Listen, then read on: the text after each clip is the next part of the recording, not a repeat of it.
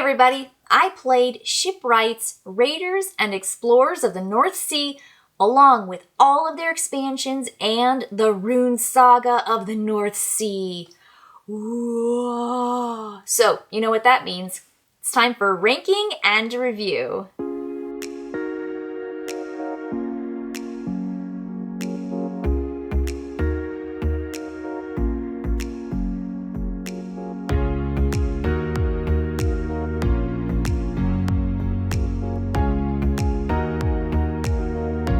Now that my North Sea shelf is totally bare, I'm looking right at it, because I have all the games out here, I am super excited to share with you my thoughts on these 3 games in general, with their expansions, and my experience playing Rune Saga.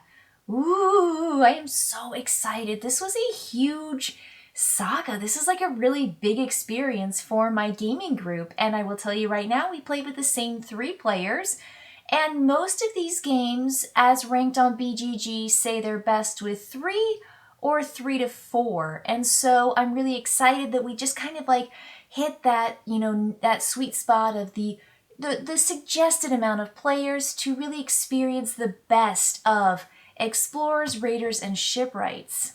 Now that I've got all the games off the shelf and onto the table, let me give you just a quick rundown of the games. So Shipwrights is a 6.4 out of 10 on BGG for favorability. Its weight is 2.31, and on the rank of favorite strategy games, it is 1,409. In Shipwrights, players are building ships, and once a player or multiple players in the same round build their 4th ship, that triggers the end of the game. And the main mechanic of Shipwrights is drafting. You are card drafting and then essentially playing those cards and taking action so that you can build your ships. And of course, there's resource management here. There's also resource management for the other 2 as well. Moving on to Raiders of the North Sea, its score for favorability is 7.8 out of 10. The difficulty or the complexity is 2.55 out of 5, and ranked as strategy games, its number is 82. So higher here for sure. And in Raiders, players are trying to go and raid all of these locations with their Vikings, sending some to Valhalla. And of course, there's resource management here, but there's also worker placement. And that's the biggest mechanic of this game, is placing a worker and then taking a worker back. Very fascinating exchange of workers where you always have one, but it might not be that particular type of worker that you need. In Explorers, the score for that is a 7.3 out of 10, so just a little bit less than Raiders for favorability. And it is the lightest of the 3 at a 2.13 out of 5 for complexity. The ranking for strategy games for Explorers is 569. So a lot less than the 82 for Raiders. And what players are doing in Explorers is exploring. And I think that's probably the best feature here. There is this kind of action management where you have 4 actions on your turn and you can do a whole bunch of stuff. And many of that is by exploring and flipping over tiles and going to these places to find stuff. That's the main mechanic and feature of Explorers. Okay, so now you know what BGG and gamers in general think about these 3 games. Now I'm going to tell you what I think about these 3 games and in which order I would place them based on my least favorite all the way to my favorite of the North Sea games. So, in 3rd place is Shipwrights. So, Shipwrights has some fantastic stuff happening, and I'll tell you, I really like the drafting. I love the card drafting, and I like that there's a whole lot of fun stuff to do.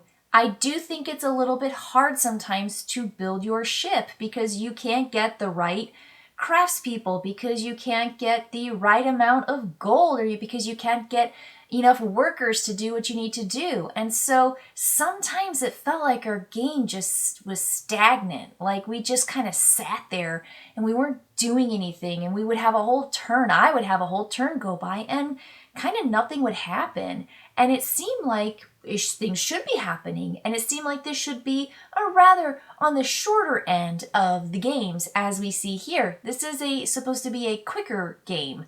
And it took us forever to get through this game. The other thing that kind of set us back and lengthened the game was all of the attack cards. Now, when you have attack cards in a game, they can just be really crippling. It's dependent on how successful other people are. And so when you have a card that says, essentially lose gold for the amount of resources that someone has, and you say, here, this is one of my 3 cards that I drafted on my turn, and then you play it down and you look at someone and they have 7 resources and they lose 7 of their 10 gold.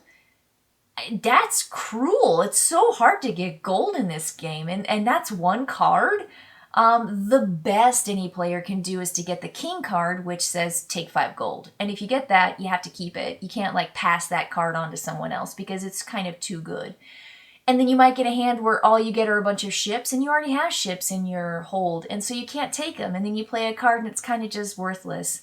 So I think there are just a lot of things that kind of slow the game down and make the game kind of leave you feeling like kind of not like you're having that much fun. And I know that everyone can have their own experience playing a game, and you don't always have to, get things or be particularly, cheerful throughout. I just felt like this game slogged on. That's all. It just slogged on, and it seemed like it took a little bit too long for what it was worth. I am going to interrupt my ranking at this point and give you yet another award. I'm going to give an award right now for the best, most necessary expansion of all these games. Now, Shipwrights has the Townsfolk expansion, which is just 1 expansion. Raiders has Fields of Fame and Hall of Heroes. And then Explorers has Rocks of Ruin. Now, I'm interrupting because this is related specifically to Shipwrights. The most necessary expansion, the expansion you have to get, is the Shipwrights of the North Sea, the Townsfolk expansion, which is for this game, the game that I ranked 3rd. I would say this game is unplayable without the expansion. I will play this game, but only with the expansion.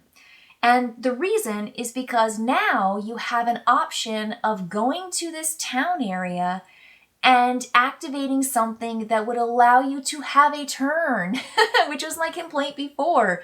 There were too many times where you were just a gold shy of this, or you were a resource shy of that, or where you didn't have enough workers.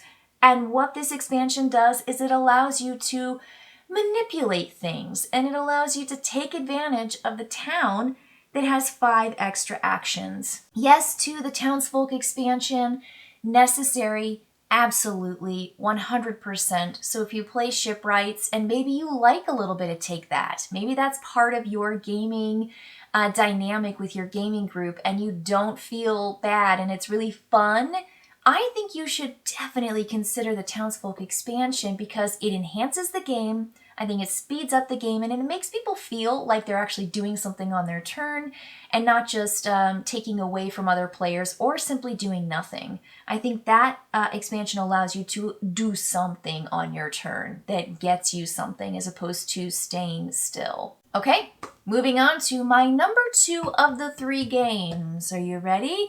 Is it this one? Is it this one? Most players on BGG say Raiders of the North Sea is better. They rank it higher than they do Explorers. By far, right? It's also the most complex of the games. So here is my number 2.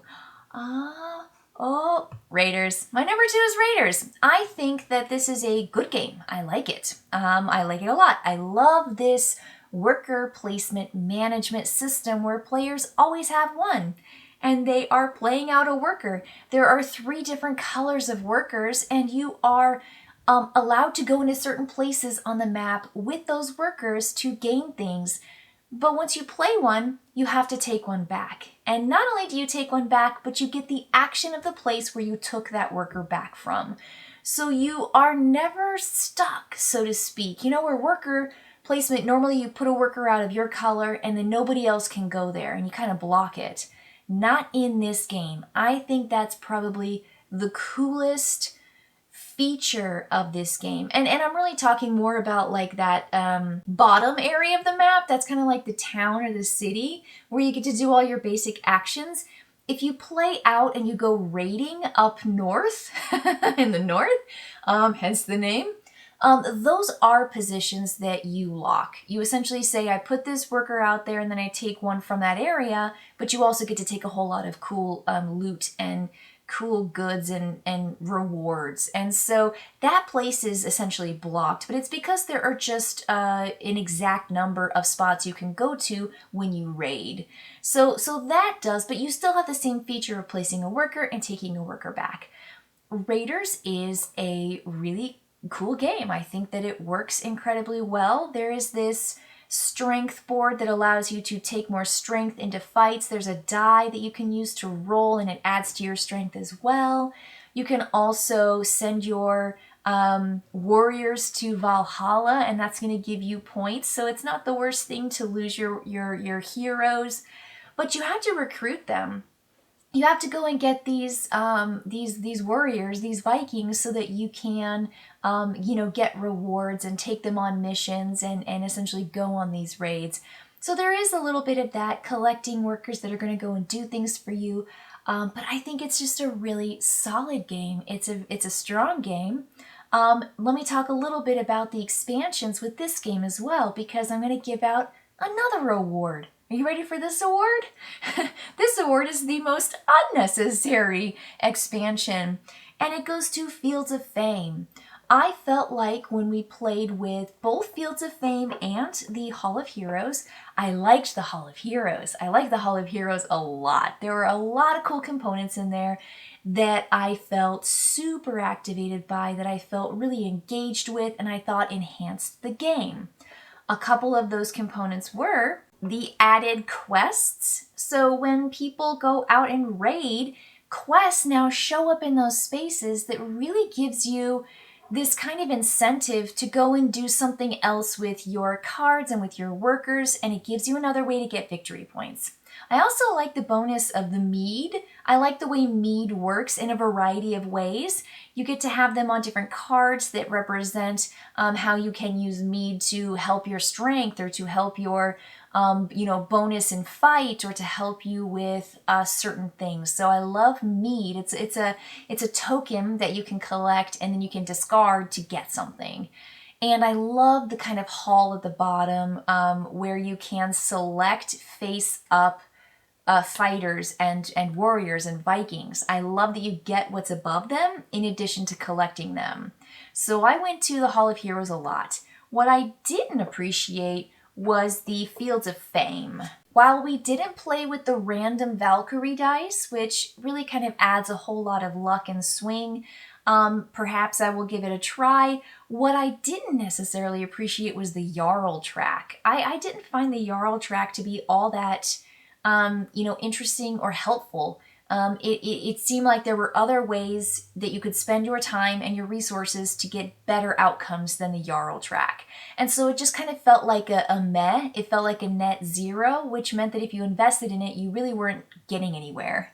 So I didn't necessarily like the Jarl aspect to Raiders. The whole wounds thing didn't necessarily help or make sense, and I think perhaps maybe I activated my I went and did Jarl stuff a little bit too soon and it kind of crippled my game a bit.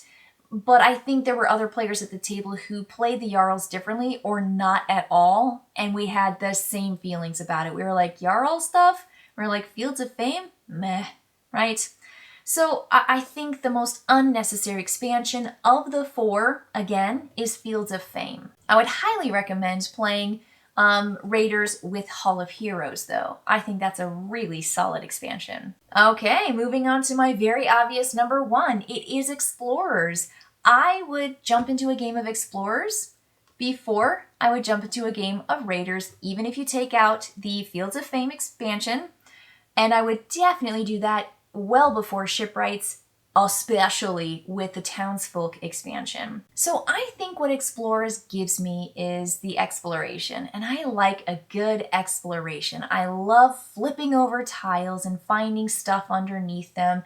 I love going out with my long ships and my Vikings and building little buildings and just having a good old time gathering animals and like taking on these really cool fights. I liked it. It just has a really good, fun, ooh, what's going to be under here kind of feel to it. It's got the exploring, and you explore. So the first thing that Rocks of Ruin offers players is a new kind of player card that gives you all the information and tells you what all the neat, cool additions are, like buildings. I mentioned the thing that I liked about Explorers is building buildings, but that was part of the expansion. Really, you're just in longships just going out and exploring these lands and gathering animals. It's really quite basic, but the expansion offers buildings, and the buildings are going to give you these really cool benefits. You're also going to find these shipwreck tokens, and you never know what's under a shipwreck token. And so that's probably the coolest thing too, is you have these and you go and get them, and it might be lumber, and lumber is going to help you build the buildings, and it might be gold, and it might be a way to help you fight better in battles. I like also that there are fortresses in this game, and I got to fight a fortress, and it was really exciting and a really, really good way to get victory points. And it also could be a way to kind of send your Vikings off to Valhalla, because the more that die in this game, the better your score is. At the same time, you can't kill them off too soon because you got to have those workers to go around doing things for you. And I like that you only get four actions. That's it. Like, it's just so nice and clean, but you have so many things you want to do. And any game that leaves me feeling like I didn't get all the things done that I wanted to do is great. The other part of this game that I think is necessary is the tile selection. In the base game, you don't get to see anything. You just draw from the top of the deck and you just get what you get.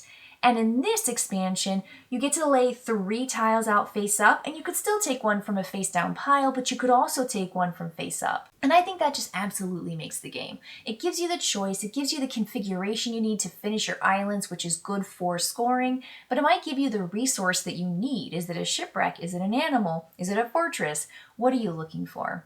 So I think the expansion is really, really part of my score in total as to why I put Explorers on top, above Raiders and above Shipwrights. So with the ranking and the expansion prizes awarded mid-ranking out of the way, I want to talk a little bit about the Rune Saga.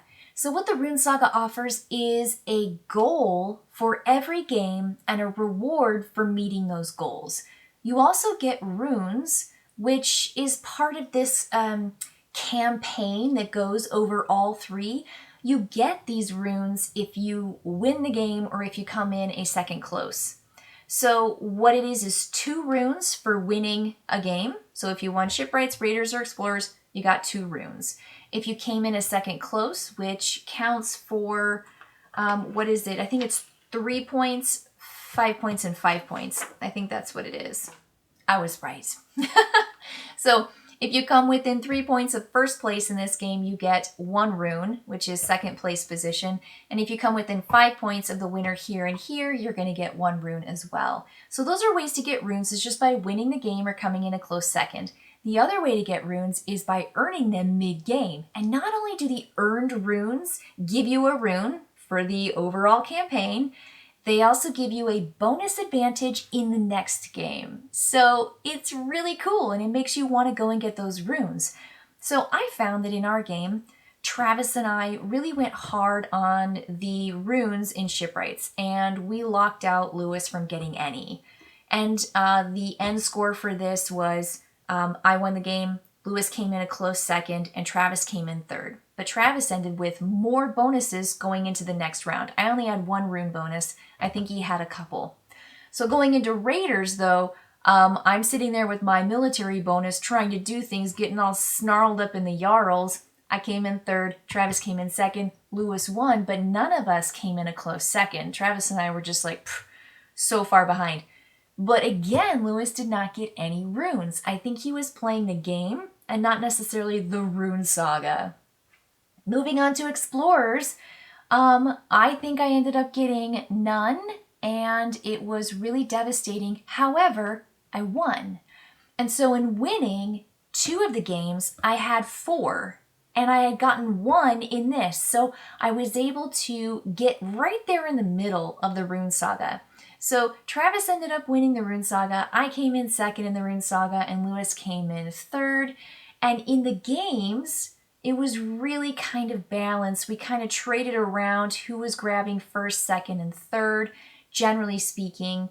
And it was really, really fun. Like, I think playing with the Rune Saga really enhanced the games and what you're kind of trying to do, but it also gave you a challenge that I think if we played again any of these individual games, as Travis said to me, I would play differently because I was playing to win the Rune Saga. And he did. He won the Rune Saga. It was really awesome.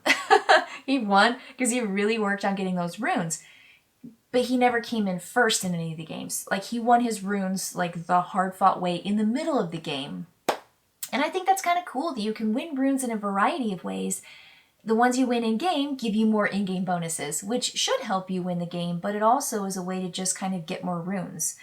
So I found it fun. I liked it. I think it's just worth it. If you're into and have the North Sea games, absolutely grab the North Sea Rune Saga. It's so worth your time. Have everyone familiar with all the games? Jump into it. You will have a blast. 3 nights in a row, or in our case, we play once a week. So we played this one first week, second week, third week. And I had a great time. I really, really did. And it was nice to kind of experience all of these games as a trilogy, so to speak. Thanks for tuning in to my review and ranking of all the North Sea games. Now, you know what that means too. While I've run out of space on this shelf, I do have all the West Kingdoms, so I'm thinking there might be a West Kingdoms ranking and review coming up soon, so keep your eyes peeled for that. In the meantime, have a good summer gaming, and I'll see you next time.